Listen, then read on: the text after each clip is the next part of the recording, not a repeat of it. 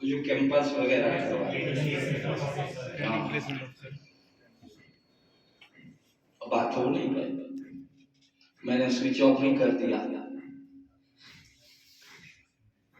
हो सकता है जरूरी हो, लेकिन मुझे लगा कि ये ज्यादा जरूरी है।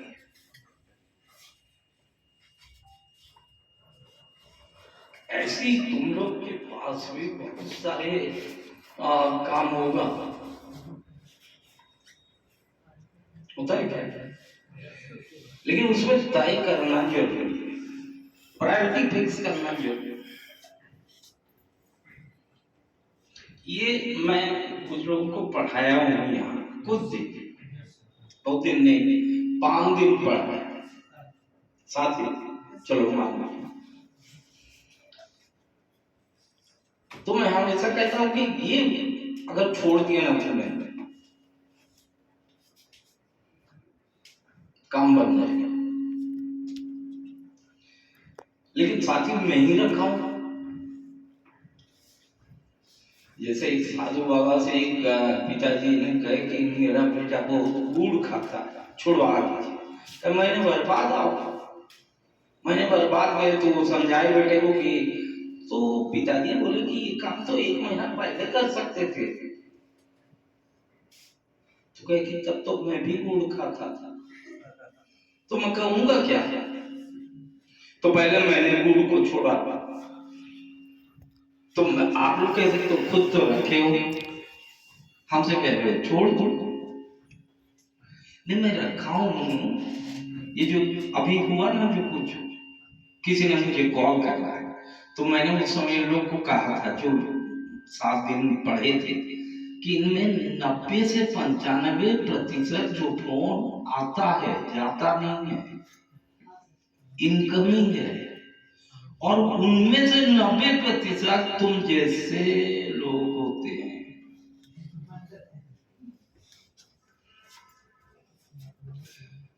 तो उनका अगर फोन में ना सुनूं, जिनको मेरे ऊपर भरोसा है, विश्वास है,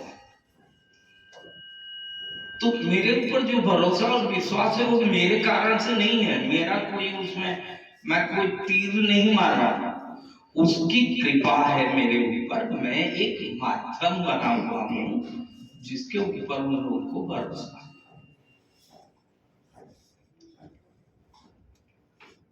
बात समझ में आ रही है?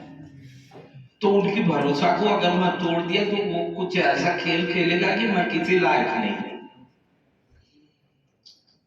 तो आपको भी इसका जो सही इस्तेमाल यूज करो, कोई आपत्ति, लेकिन इसकी ना ओवर यूज करो ना तो मिस यूज करो, ये मत करो। अब यहाँ गणेश जी बोले तो हमने कहा कि ठीक है, कुछ व्यस्तता रहता है उसमें, टाइम अगर ये टाइम सूट करेगा तो हम आ जाएंगे। तो आज की डेट, तो आज हम लोग मुख्य तो जो इंटरव्यू की बात है वो करते हैं। वैसे सब कई सेशन ले चुके हैं जो आपका इंटरव्यू लिए हैं। हम आपके मन में जो शंकाएं हैं वो प्रयास करेंगे जितनी ज्ञान है उसके अंदर दूर करने की। अगर आप देखिए जो इंटरव्यू है वो एक मेथड है, एक प्रोसेस है, और वो कई जगह में यूज करते हैं,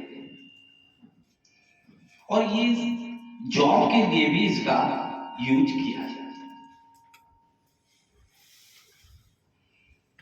बहुत सारे कैंडिडेट हैं, उनमें से कौन सही है वो जानने के लिए एक ये भी मेथोडोलॉजी को या प्रोसेस को अडॉप्ट किया गया।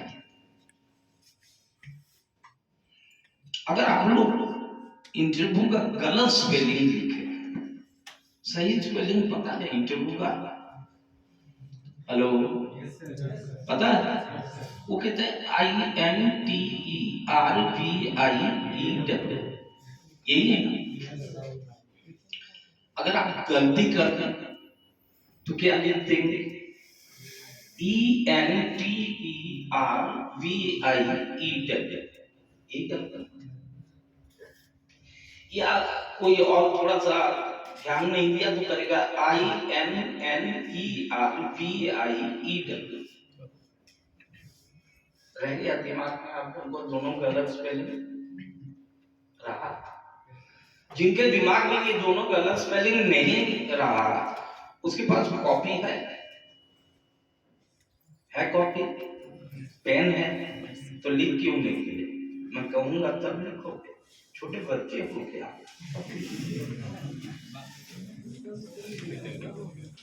ये जो गलत स्पेलिंग है ENTERVIEW या जो INNERVIEW है, ये दोनों स्पेलिंग गलत हैं, लेकिन इंटरव्यू का सही माने को बता, इंटरव्यू का सही अर्थ को ये दोनों गलत स्पेलिंग बता रहे। एक है इनर व्यू, INNERVIE, जो हमारी प्रोसेस है इंटरव्यू के, उसके द्वारा आपका इनर व्यू लेने की प्रयास किया जाता है। आपके अंदर क्या है? बाहर से तो ठीक है, आप इतने हाइट के हैं, गोरे हैं, सांवले हैं, काले हैं, ये है, नाटे हैं, ये वगैरह तो बाहर की चीज है। उस शरीर के अंदर, समझ में आ रही बात? That is inner. अब आप सोचिए इनर व्यू कब आप अच्छी तरीके से देख सकते हैं? हाँ जी, किसी का भी इनर व्यू अगर देखना है, एक तो आपके पास जो आंख है और बाकी जो आपकी सेंसेस है, राइट, इनके द्वारा देख सकते हैं। कभी कभी जब नहीं नेकेड आई से हो सकता है, मेट्रोलॉजी में कभी कभी जब करता हूं तो कहता हूं naked I can differentiate 0.25 mm, यानी दो लाइन के बीच में अगर 0.25 mm का गैप हो तो नेकेड आई, नेकेड आई मतलब मेरा आंख नहीं है, थोड़ी कमजोर हो गया, या जो लोग लगाए हुए हैं उनका आंख भी नहीं है, वो फर्क कर सकता है। इसका मतलब है कि इनर व्यू को अगर अच्छी तरीके से देखना है तो माइक्रोस्कोप का इस्तेमाल करते हैं हम लोग। मटेरियल साइंस में, पदार्थ विज्ञान में काफी मैग्नीफाइड माइक्रोस्कोप आता है, डॉक्टर लोग यूज करते हैं। लेकिन इंटरव्यू बोर्ड कौन सा माइक्रोस्कोप यूज करेगा और उस माइक्रोस्कोप से दिखाई क्या पड़ेगा आपके अंदर?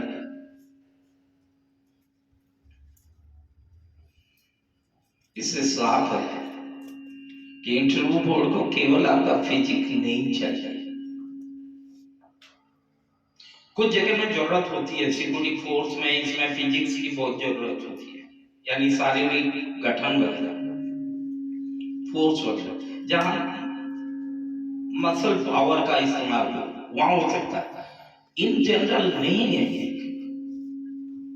तो वो क्या करता है, आपके ऊपर कुछ और टेक्नोलॉजी का यूज करता है या प्रोसेस का यूज करता है।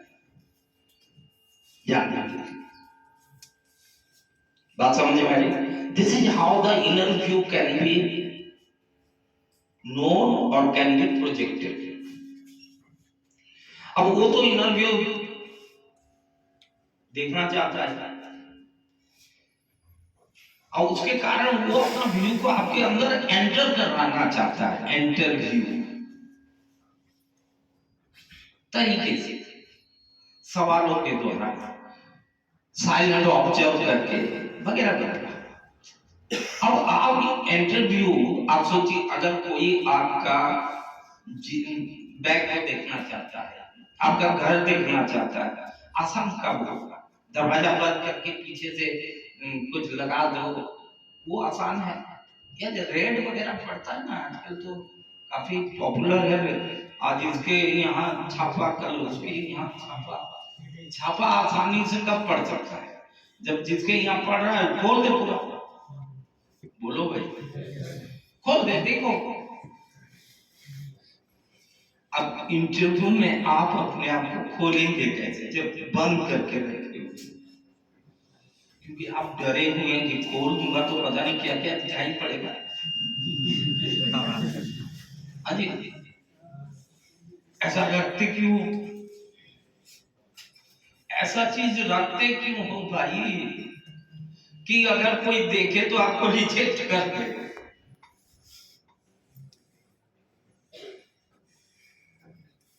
समझ में आ रही बात?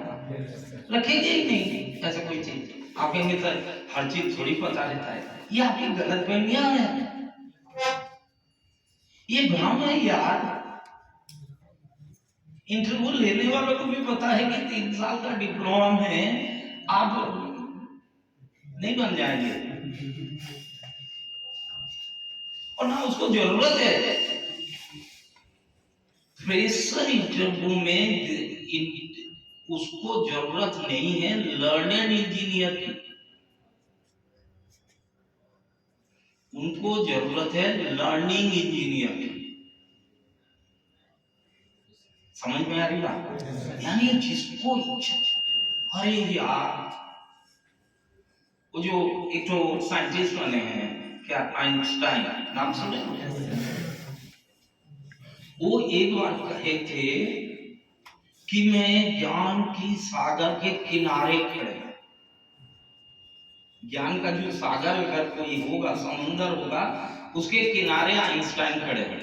अरे आइंस्टाइन, तुम अगर किनारे खड़े हो तो हम लोग तो दूर दूर तक और सागर को देखे ही नहीं। बताइए भाई, आइंस्टाइन कहता है किनारे खड़ा हूं, हम तो सोच रहे थे बीच में डुबकी लगा रहा।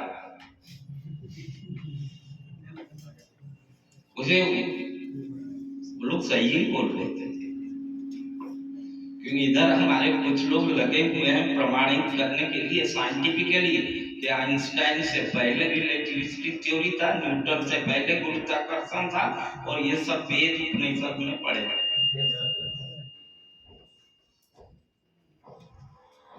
बहुत लोग लगे हुए, समझ में आ रही बात? अब आप को ये भ्रम तोड़ दीजिए, छोड़ दीजिए कि मैं बहुत एकदम मास्टर ऑफ ऑल ट्रेड हो जाऊंगा तभी जाके मुझे कोई नहीं। आपके अंदर एक गुण अगर होगा, एक गुण, बहुत सारे गुण होंगे, तो भी आप you are a selected candidate. बहुत सारे जो इंटरव्यू होता है उसमें ये केवल इंपॉर्टेंस नहीं होता है व्हाट यू से, क्या आपने कहा, उसमें ये भी इंपॉर्टेंस होता है हाउ यू से, कैसे आपने कहा। समझ में आ रही बात? व्हाट यू से ये कहां से आता है? आपकी नॉलेज से, आपकी स्टडी से, आपकी मेमोरी से, आपकी प्रेजेंस ऑफ माइंड से, इससे आता है व्हाट यू से। इसको हम लोग कभी कभी जो जो लोग इसकी ट्रेनिंग वगैरह देते हैं कहते हैं दिस इज हार्ड स्किल। और हाउ यू से, कैसे आपने कहा, ये कहां से आएगा? ये आएगा आपकी पर्सनालिटी से, ये आएगा आपकी कम्युनिकेशन स्किल से, ये आएगा आपकी बॉडी लैंग्वेज से, ये आएगा आपकी एटीट्यूड से। ये आएगा आपकी अप्रोच से। समझ में आएगा? व्हाट यू से एंड हाउ यू से, ये दोनों मिलके आपके इंटरव्यू को प्रभावित करते हैं, इन्फ्लुएंस करते हैं। कुछ जगह में व्हाट यू से प्रभावित करता है 70%, कुछ जगह like if you are going for a job in a research institute or for an experience,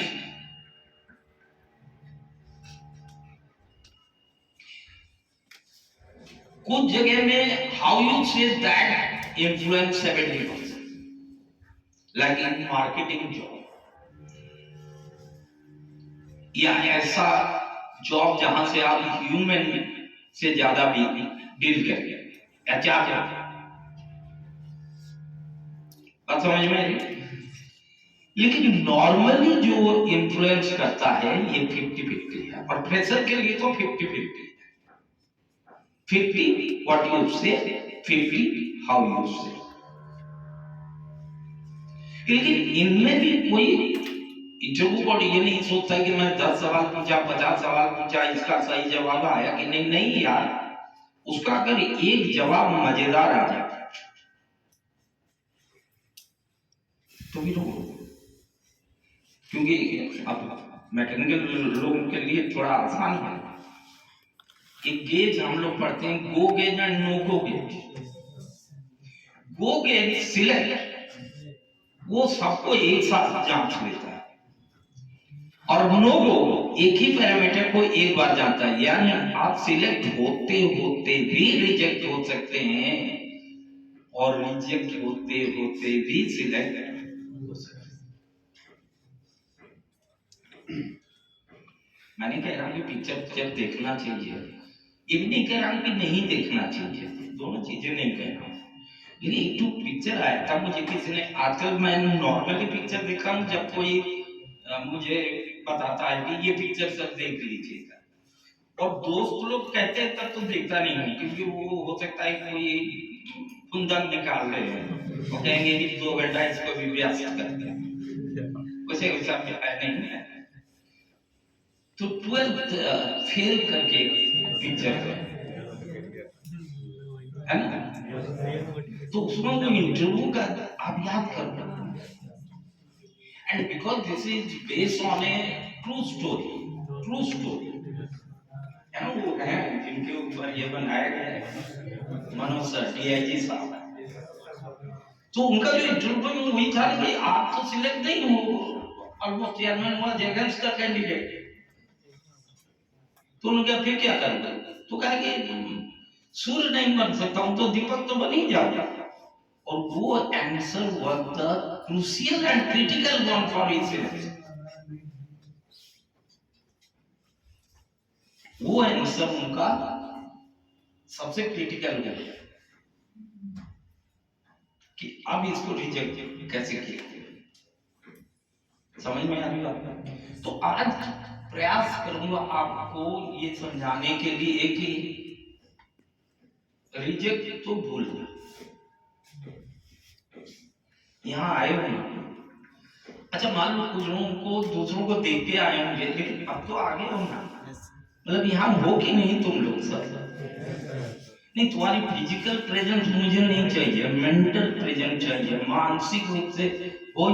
या अभी भी कोई कह रहा है कि नहीं मैं तो नहीं आ पाया, तो मैं प्रयास करूंगा उसके लिए कोई गाड़ी वाड़ी भेजने के लिए, आ जा आगे हम सब लोग मान लिया जाए।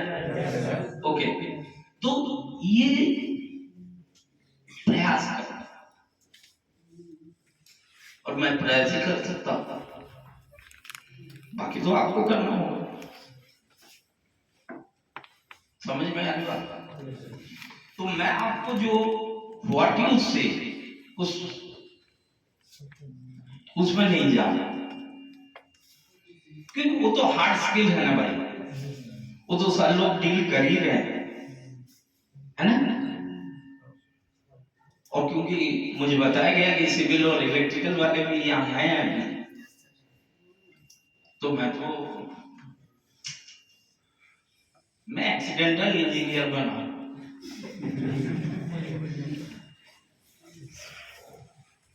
और मैं इन लोगों को बताया था कि 2000 के बाद मैं कोई यहाँ इंग्लिश सॉरी इंजीनियरिंग बुक नहीं पढ़ा। 2000 के बाद पढ़ाई नहीं पढ़ाता हूँ, 2-3 सब्जेक्ट पढ़ा देता हूँ, उसमें फंसता भी हूँ कभी कभी। कोई ऐसा सवाल पूछ लिया तो मैं कहता हूँ ठीक है आज मैं नहीं बता पाऊंगा, मुझे आता नहीं है। फिर मैं वो अर्जुन, वो लोग, चंद्रगुप्त, अशोक, इन लोग को जो मैं तैयार किया हूँ, जो लोग आज ऐसी जगह में है जहां से मुझे आंसर दे सकते। मान लो कि तुम इसरो में काम कर रहे हो तो बताओ ये क्या होता है, नहीं बता सकते तो काहे इसरो का तनख्वाह ले रहे तो मैं उनको कहता हूँ हमके इसका बताओ। या रेल का कोई सवाल आ गया, रेल मतलब पटरी को बोलते हैं, ठीक है, ट्रैक, उसकी सवाल है तो मैं रेल में जो आईएएस बन के बैठे हुए हैं, चीफ मटेरियल मैनेजर, काहे मटेरियल मैनेजर बता क्या होता है तो उनसे मुझे आंसर मिलता है, मैं बता देता हूँ। मान लीजिए कभी कभी उनके बावजूद नहीं मिलता, मैं डाटा आपको बताता हूँ। आप, हम और जितने विद्वानी बिंदा कलाम साहब, जिनको हम लोग प्रेजेंट डे के हिसाब से सबसे इंटेलिजेंट या सबसे वो विद्वान मान सकते हैं, उनको भी पूरी यूनिवर्स का 0.5% पता है। 99.95% of the universe is still to know। तो कहे कि अहंकार मुझे, तो मैं जब ये प्रयास करके नहीं जान पाता हूँ, प्रयास करता था, प्रयास में कोई कमी नहीं रखता,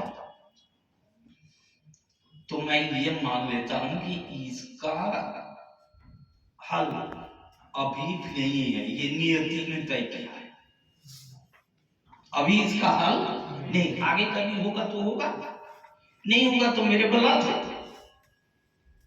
भाई न्यूटन से पहले वो जो भी गिरा था, लोग कहते हैं सेव गिरा था, तब नहीं, सेव ही गिरा था कि आम गिरा था, उसे पहले नहीं गिरता था क्या? उसे पहले भी गिरता होगा ना। उन्होंने सोचा क्यों गिरा। अगर मान लो उसके बगल में, क्या नाम आपका, अभिषेक बैठा होता या लेटा होता, मान लो दोनों पेड़ के नीचे लेटे थे, अभिषेक ये बताओ यार ये सेव नीचे क्यों आ रहा? अभिषेक क्या कहता है, वाह वाह क्या सवाल पूछे, कैसा बोलता? नहीं, दौड़ते गांव जाता कि नहीं पगला गया है न्यूटन, पूछ रहा है कि नीचे क्यों आ रहा है, ऊपर जाएगा क्या? न्यूटन ने ये सोचा, और अब तो हमारे भारतीय विद्वानों ने प्रयास करेंगे, न्यूटन ने सोचा उचा कुछ नहीं था, उसको ज्ञान हमसे मिल गया था, क्योंकि वेद में लिखा हुआ है कि धरती खिंचता है, हम लोग उसको पढ़े नहीं, उसको जाने नहीं। फिर जब विदेशी, और हमेशा क्या होता है, विदेशी कोई कुछ कह दे तो हम लोग तो सोचते हैं यही ब्रह्मवाद। इस मानसिकता को भी हटाना चाहिए। तो अगर आपको कोई सवाल का जवाब नहीं आ रहा है तो कोई आसमान फटने वाला नहीं है या धरती धंसने वाला भी नहीं है, दोनों नहीं। तो आप ये मत समझ लीजिए कि अरे सर ने तो कहा था नहीं आता है तो कोई बात नहीं, नहीं मैंने ये नहीं कहा, प्रयास आपका पूरा होगा, फिर नहीं आता है तो उसको रख। मेरी बात समझ में आ रही है? अब आपको मैं व्हाट यू से में नहीं जाना, सिविल वाले स्ट्रक्चर में मैं क्या बताऊंगा सर, तो विवेक सर बता सकते हैं, मुझे तो कुछ नहीं आता। तो I am not going on that portion, मैं आपको बताऊंगा हाउ यू सी, समझ में आ गया? उसमें भी मैंने कई फैक्टर लिखवाया या बोला, लिखवाया नहीं, personality,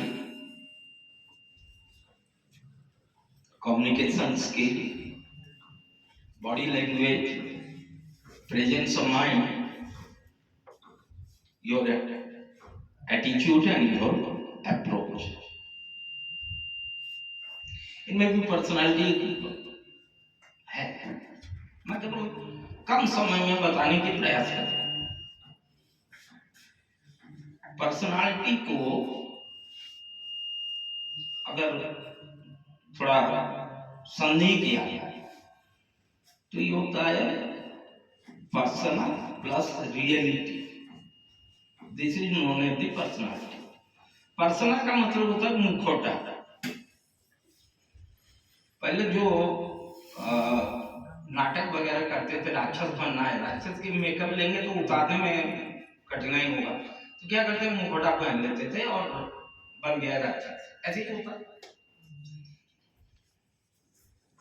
personal reality behind the person.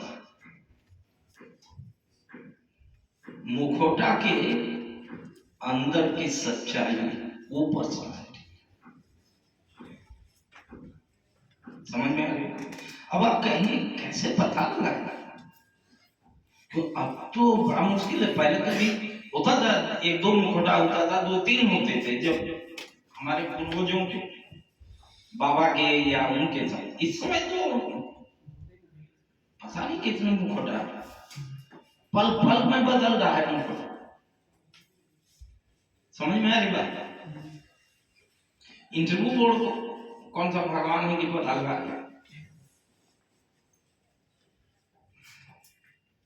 अगर सरल भाषा में कहा जाए पर्सनालिटी तो, बाकी उसकी फैक्टर फैक्टर बहुत कुछ, वो छोड़ दीजिए।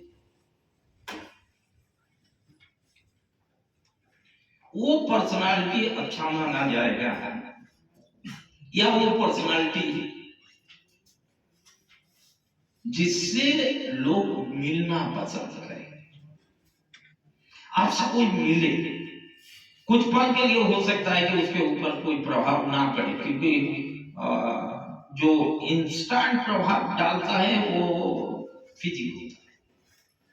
जो पर्सनालिटी में लोग परसेंटेज कहते हैं कि अराउंड 7% तक या 10% तक वो कर सकता है, but that is the first factor जो इन्फ्लुएंस करता है। कभी कभी आप कहते हैं क्या गजब के पर्सनालिटी, मिले थे क्या उनसे, बात की है, बैठे हैं, चाय पिए हैं, नहीं केवल देख के, यानी आपका एक सेंस ने बता दिया, आंख ने बता दिया, अभी और भी सेंस है। समझ में आ रही बात? तो वो इंस्टेंट है, उसको मैं कंप्लीट पर्सनालिटी नहीं बोलता। पर्सनालिटी का मतलब उससे मिले तो आपको लगता है हम मजाक में, मजाक, दैट इज पर्सनालिटी। अब ये होता क्या है, अगर मैं जैसे गणेश सर कहे, मैंने आप लोगों से कहा कि 2000 से इंजीनियरिंग किताब नहीं पढ़ रहा हूँ, तो मैं पढ़ ही नहीं रहा हूँ, ऐसा लग रहा है क्या? हाँ जी, क्या लग रहा है कि मैं पढ़ता नहीं होगा? यानी हाँ, मैं पढ़ तो रहा हूँ लेकिन वो नहीं पढ़। इंजीनियरिंग की किताब, मैंने कहा बहुत हो गया इंजीनियरिंग का किताब। शुरू में जब मेरे दिमाग में आया तो एक्चुअली विवेकानंद जी के बारे में हमेशा कहा जाता है, कितना सच है मैं उसमें नहीं जाता हूँ, कि वो किताब पहला और आखिरी पन्ना देखते हैं और पूरी किताब उनको भी मेमोराइज होती है, फिर वो बता देंगे। ये विवेकानंद कोई सुपर ह्यूमन तो नहीं है, आखिर ऐसा क्या है कि ये यार ये गुण अगर लड़कों में आ जाए, जैसा उनका पहला पन्ना आखिरी पन्ना आ गया, मजा आ जाता। तो मैं फिर उधर थोड़ा सा प्रभु की कृपा से मैं 2 साल चित्रकूट में भी बिताया। प्रभु श्री राम तो 13 साल 6 महीने के करीब चित्रकूट में थे, आखिरी 6 महीने में वो गए और सब कर डाला। तो मैं भी वहां रहा, तो वहां थोड़ा सा सत्संग मिला लोगों को, तो मैं वो पढ़ना शुरू,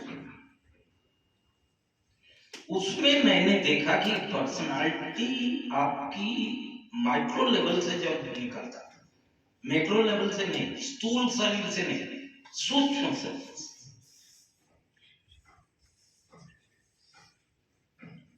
तब आपकी पर्सनालिटी होता है और वो एक्सप्रेस होता है कुछ गुणों से। जैसे अगर आप में कोई डर नहीं है, आप में कोई लालच नहीं है, आप में किसी के प्रति द्वेष नहीं है, ये बोलना आसान है, बोला जाता ना था, करना बड़ा कठिन।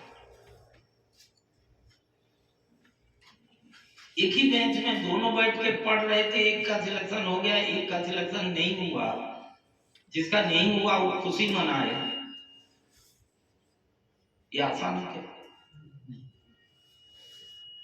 दुर्भाग्य से क्या है कि हम लोग को जब तुम लोग मिल रहे हो, थोड़ा सा मतलब कच्चापन तो नहीं है, थोड़ा पके हो,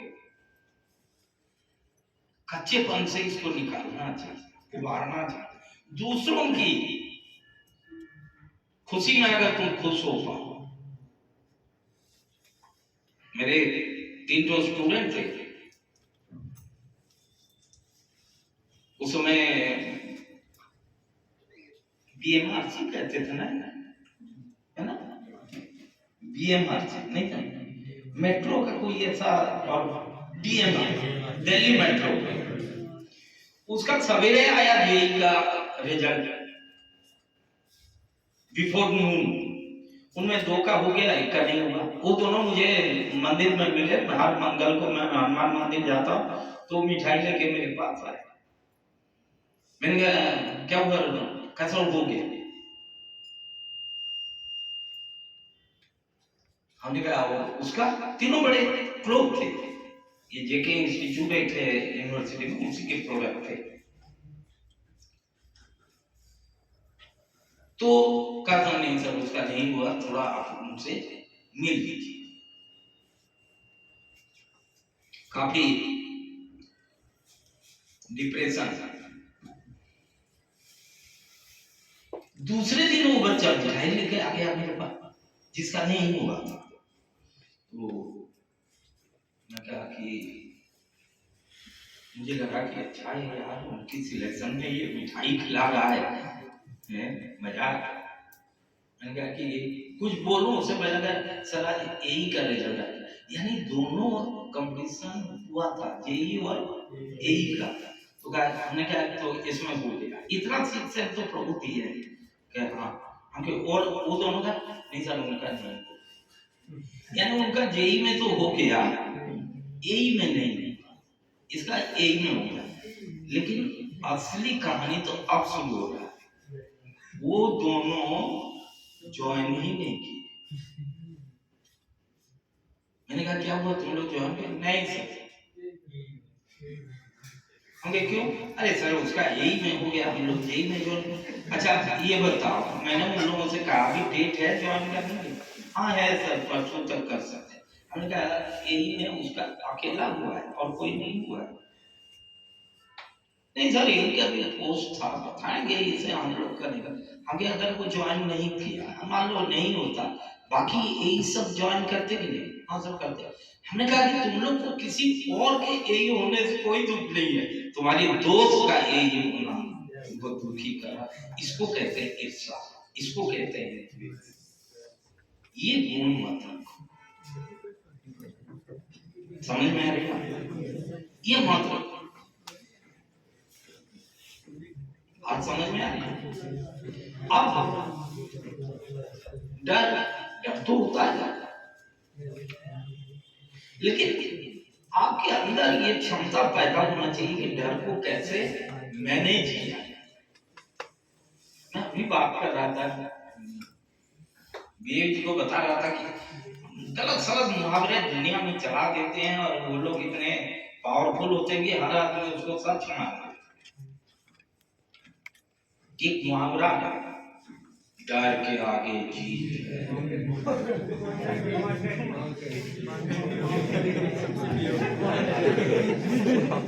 यार एक बच्चा को भी पूछो कि डर गए हो तो करेगा नहीं, तो जीतेगा क्या? करेगा नहीं तो जीतेगा क्या? डर के आगे जीत कहां से होता है? डर के आगे कोई जीत नहीं होता है। वो केवल डर को अगर हरा दिया तुमने तभी जीत, नहीं तो जीत नहीं। समझ में आ रहा है? अब तुमको सीखना चाहिए डर को हराते कैसे।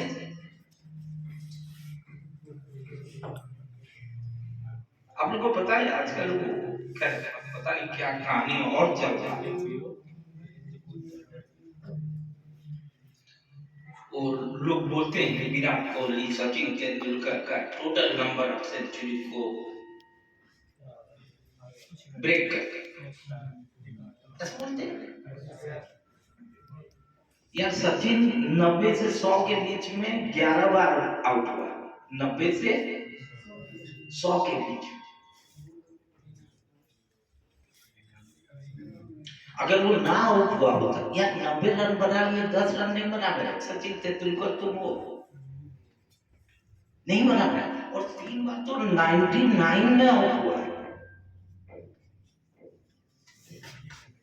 ये है डर, ये नर्वस 90 कहते क्रिकेट वाले बोलते हैं, नर्वस 90। अगर वो बना दिया होगा शायद विराट ना सोचता कि हम पहुंचा। वही हमारा दूसरा खिलाड़ी है वीरेंद्र सहवाग, ट्रिपल सेंचुरी जब मारा तो 95 से 100 में गया, छक्का मारा। 194 से जब 200 गया, छक्का मारा। और 296 से जब 295 या 6 से जब गया, फिर भी छक्का मारा। एक बार वनडे में ऐसे ही छक्का मारने के चक्कर में आउट हो गया, इंडिया हार गया। और किससे? पाकिस्तान से।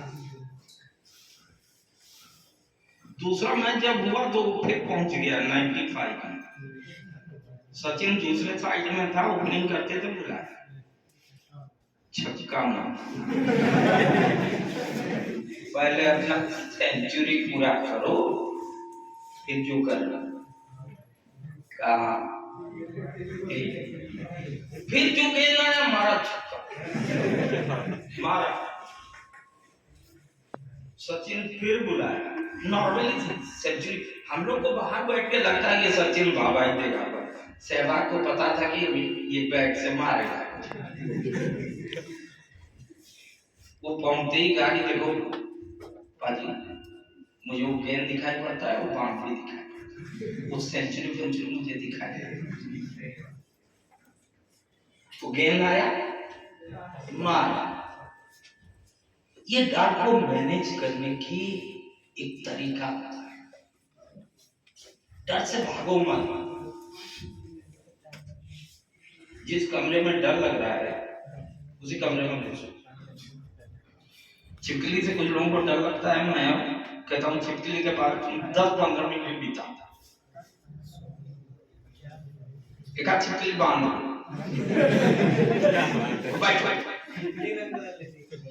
काहे की डर भाई,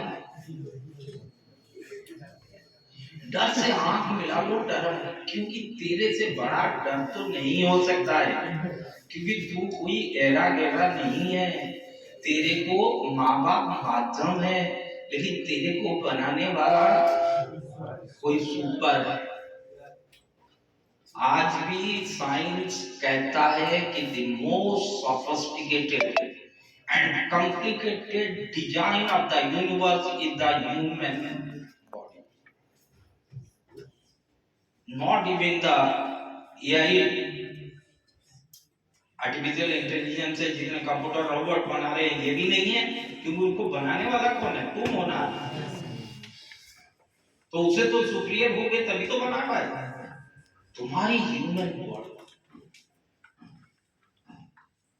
सुपर, और उस ह्यूमन बॉडी में बाकी चीजें जो दिया हुआ है, ये आपको अलग करता है बाकी जीवित या दूसरों से। सुअर से अलग है, कुत्ता से।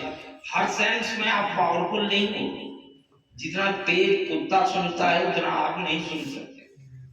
But you have something more than those five senses, and that is your sixth sense. कई बार कहते हैं ना सिक्स सेंस का इस्तेमाल नहीं किया गया।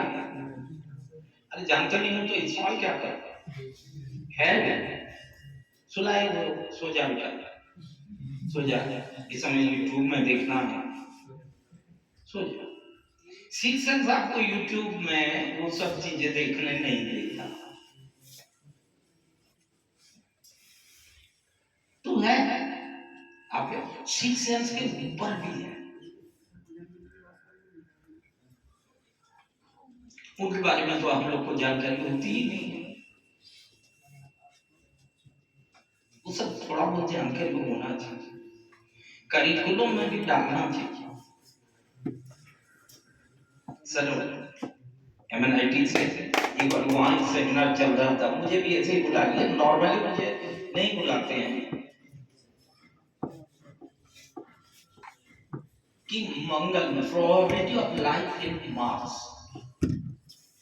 क्या टॉपिक क्या था? मंगल में जीवन का संभावना है। हमको ज्यादा ही नहीं देखा चल रहा है, बट हमको ज्यादा इंटरेस्ट था कि वो जो स्नैक्स वगैरह आएगा, कॉफी वगैरह आएगा, खाओ पियो बस। किसी ने मुझे बोला कि आप कुछ नहीं बोलेंगे, तो मैं कुछ जानता था तो मैंने बोल दिया, लेकिन मेरे बोलने के बाद सब कुछ खत्म हुआ। मैंने कहा कि इतना माथापच्ची कर रहे हैं to know the probability of life in the Mars, Mangal में जीवन का संभावना है। अरे यार जीवन में मंगल है कि नहीं इसकी संभावना है कब नहीं।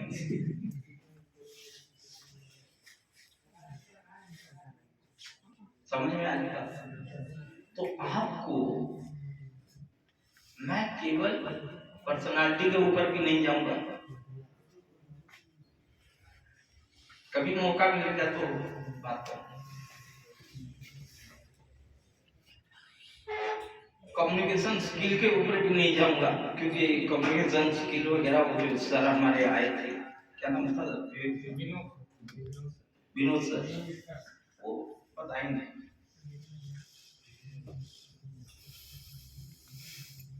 कम्युनिकेशन स्किल का मतलब क्या है समझिए, जो आप चाहते हैं वो सामने वाले रिसीव करें। कम्युनिकेशन मतलब क्या? एक जगह जनरेशन होता है, एक जगह रिसीविंग होता है, बीच में मीडिया होता है, यही है ना।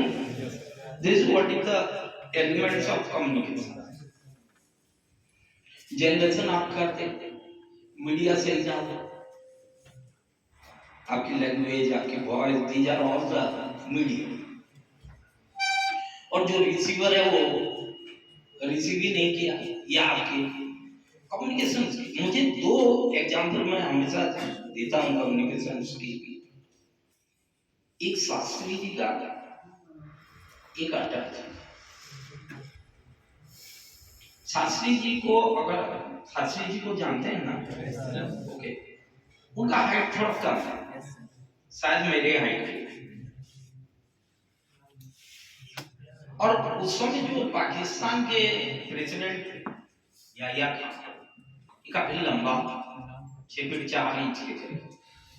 तो कहीं पर इंटरनेशनल गैदरिंग टाइप का था, सब शासनाध्यक्ष वहां पर थे। तो याहिया खान को मजाक सुझा करके, शास्त्री नाटक करके हो,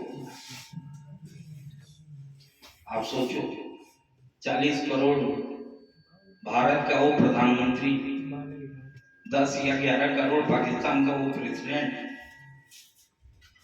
और ऐसे अगर पब्लिकली बोल दे आप और हम हो तो झगड़ा कर ले, तुरंत बुला ले, मुल्लू चुल्लू उल्लू लुल्लू आ जाओ, इसकी ऐसी की तैसी।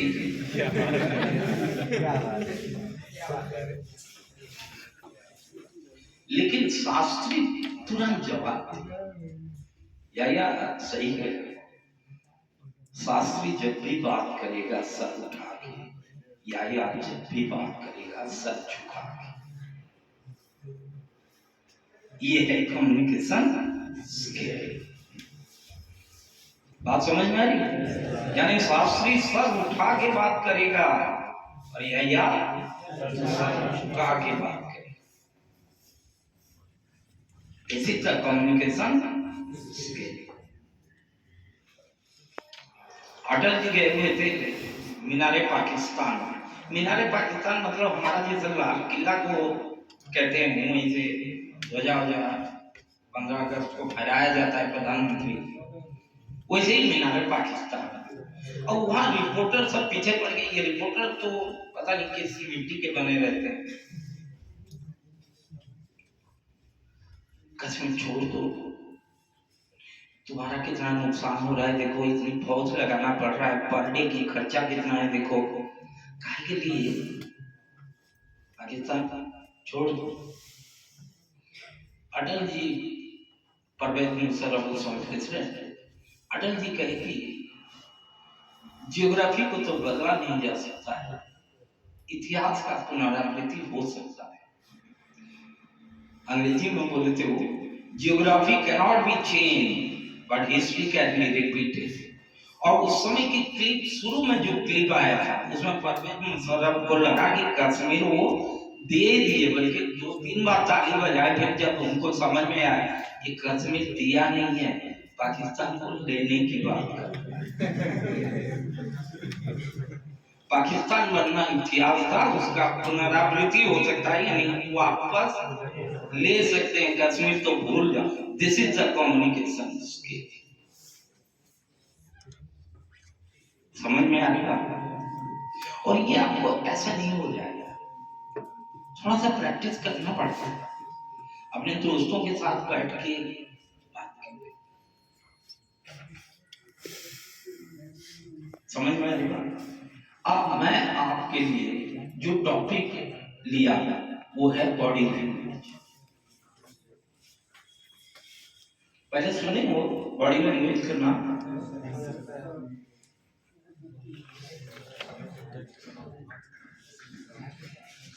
लैंग्वेज तो हम लोग जानते हैं, जिसे हम लोग अपने को एक्सप्रेस करते हैं। पढ़ा लिखा होना कोई जरूरी नहीं है लैंग्वेज के लिए। अनपढ़ लोग नहीं करते हैं, लिखता वाला नहीं करता।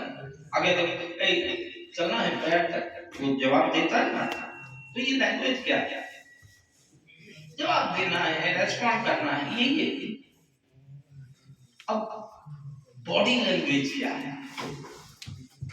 क्योंकि नॉर्मली देखिए, एक बच्चा जब पैदा होता है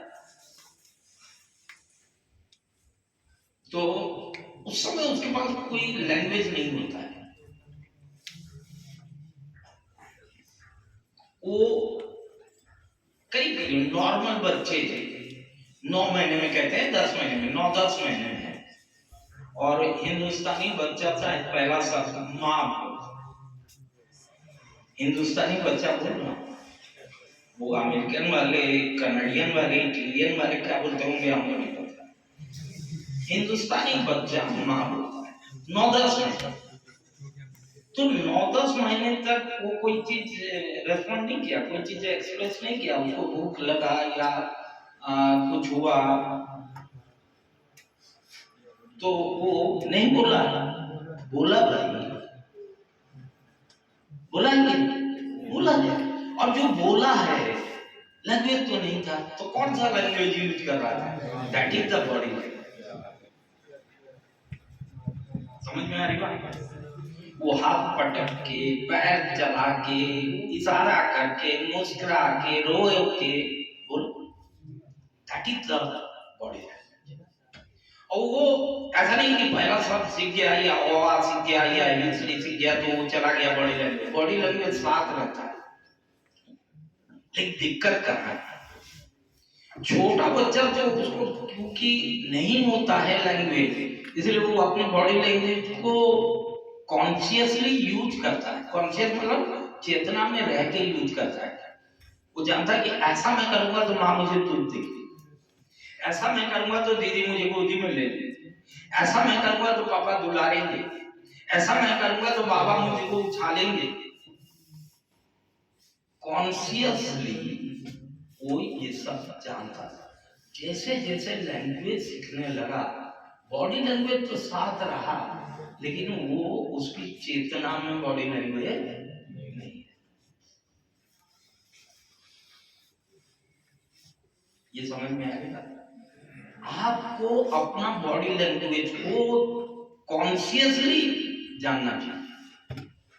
इन आप क्या क्या, कुछ लोग का आदत है ऐसे ऐसे करना, आप उसके क्या कर रहे हो, सॉरी, इसका मतलब है वो नहीं कर रहा है, कॉन्शियसली नहीं कर रहा है। कुछ लोग की पैर मिलता है सोते समय, होता है क्या, ना हिलाइए तो नींद नहीं आती, वो कहते नहीं हिलाऊंगा तो नींद नहीं आएगी, दो चार दिन में आ ही जाएगा। सब प्रयास तो करो,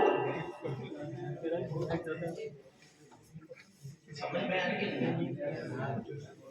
आप बॉडी लैंग्वेज को हम लोग भूल गए, उस बॉडी लैंग्वेज को इंटरव्यू में बड़ा इम्पोर्टेंट। अब आप बताइए, जब आप पिछले 20 साल से बॉडी लैंग्वेज को कभी कॉन्शियसली सोचे ही नहीं है, अचानक इंटरव्यू के दिन में कहां से सोच ले, कोई समझा देगा कि ऐसे चल के जाना, तो वहां जब आपको ये पड़ेगा तो सब भूल जाओगे। बात समझ में आ रही है? दूसरा, हमको यही नहीं पता कि बॉडी लैंग्वेज होता क्या है, तो हम समझ कहां पाए कि बॉडी लैंग्वेज।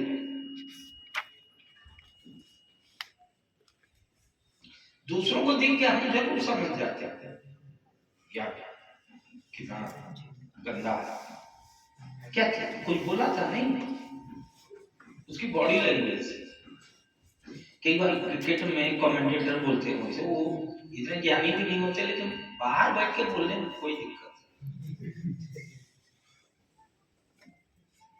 भारतीय खिलाड़ियों की बॉडी लैंग्वेज से लग रहा है वो लोग मैच हार गए। कौन सी जिसको देख के कमेंटेटर कि इंडिया हार गया है? हाँ, किसी ने सही कहा, मायूसी, ये बॉडी लैंग्वेज है। समझ में आ रही है? मैं उस पूरे बॉडी लैंग्वेज में नहीं जाऊंगा, इनकी कई किताबें पढ़ी हैं।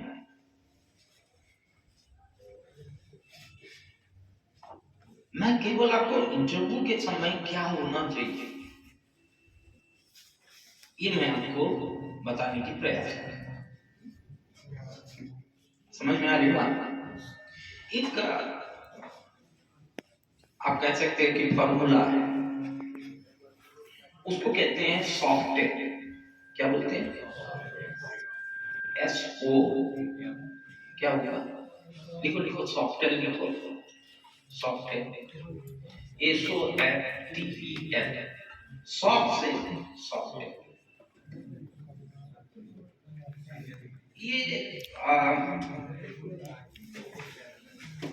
एक फॉर्मूला बना, और मैं क्योंकि इसको बहुत ज्यादा देखा हूं, प्रभावी देखा ये फॉर्मूला, इसलिए ये फॉर्मूला आप लोगों को भी मैं बता टेस्टेड कि आपकी बॉडी लैंग्वेज कैसा होना चाहिए। एस का मतलब होता है स्माइल, एस का मतलब स्माइल।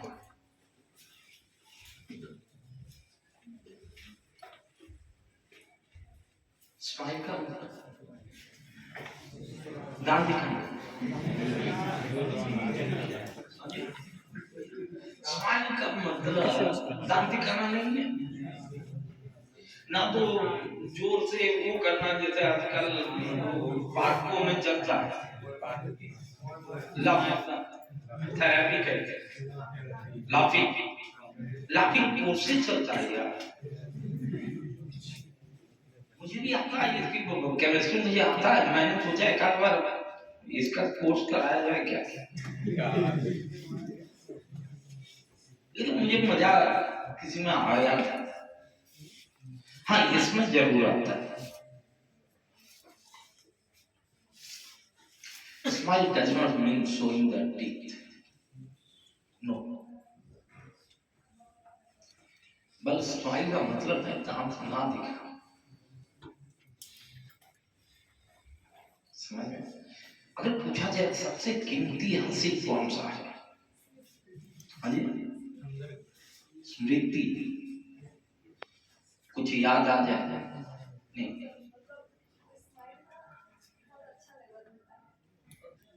हाँ, मैं पूछ रहा हूँ सबसे कीमती स्माइल। चलिए मैं ही बता देता हूँ क्योंकि पहले सोच के ऑटोमेटिक स्माइल आ जाती है। हाँ, मैं आपको बता रहा हूँ कि ऐसा सवाल जब मैं पहले करता था तो उस समय कहते थे कि सबसे कीमती, कीमती मतलब मैं पैसे के हिसाब से कह रहा हूँ, कॉस्ट मतलब उसमें लोग कहते थे कि मोनालिसा कोई पेंटिंग है, उसकी जो हंसी है